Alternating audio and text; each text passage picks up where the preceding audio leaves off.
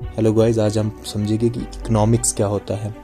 Economics से देखो, जो elaborate the term of economics, अगर इकोनॉमिक्स को हम सिंपली वे से समझने की कोशिश करेंगे, ज़्यादा बड़ा कॉन्सेप्ट नहीं लेंगे अगर, तो economics means the study of production, distribution and consumption.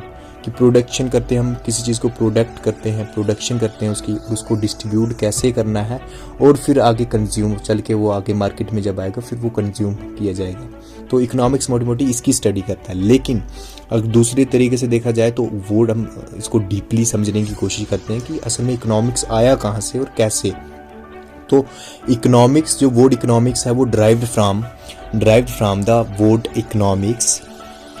Greek word है ये, एक ग्रीक वर्ड है ओकिनोमियन। ओकिनोमियंस होता है अर्थव्यवस्था, इसीलिए ये वर्ड यहाँ से ड्राइव्ड हुआ है।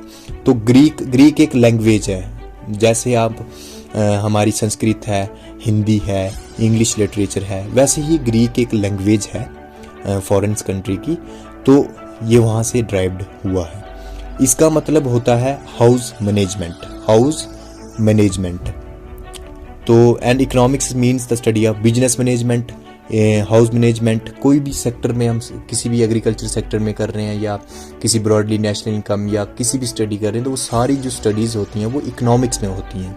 उसके अलावा ये मोटा मोटा आपको समझा दिया है। फिर इसके बाद हम देखते हैं कि इंट्रोड्यूस कैसे हुआ इकोनॉमिक्स। देखिए, इंट्रोड्यूस की जहाँ तक बात है तो ये first introduce the term of economics 1726 से इसका प्रोसेस शुरू हुआ था, क्योंकि वहाँ पे लगभग 1726 से एडम स्मिथ का जन्म हुआ था, तो इसलिए इसको फादर ऑफ इकोनॉमिक्स भी बोलते हैं। इकोनॉमिक्स का फादर एडम स्मिथ है। तो एक क्वेश्चन यहाँ से भी आप उठा सकते हैं, फादर ऑफ इकोनॉमिक्स। उसके अलावा इन्होंने ही ये इकोनॉमिक्स जो है इंट्रोड्यूस किया है। ऐसा नहीं है कि इकोनॉमिक्स हमारे देश में या हमारे वर्ल्ड में पहले नहीं था, लेकिन उसकी जो है इंट्रोडक्शन नहीं हुई थी। वो जो इंट्रोडक्शन करवाई वो एडम स्मिथ ने करवाई।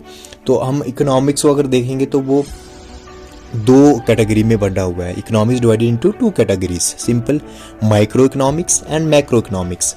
माइक्रो का मीन्स होता है स्मॉल, देन मैक्रो का मीन्स होता है लार्ज। तो जब आप बीए फर्स्ट सेकंड थर्ड में आप माइक्रो इकोनॉमिक्स पढ़ेंगे, देन उसके बाद आप मैक्रो इकोनॉमिक्स को उठाएंगे, तो तब आप देखेंगे कि ये आप इन इकोनॉमिक्स की टू कैटेगरी को अलग अलग तरीके से स्टडी करेंगे। तो फिलहाल आप यहाँ पे समझ लीजिए कि असल में होता है क्या। माइक्रो इकोनॉमिक्स में क्या होता है कि the small study of the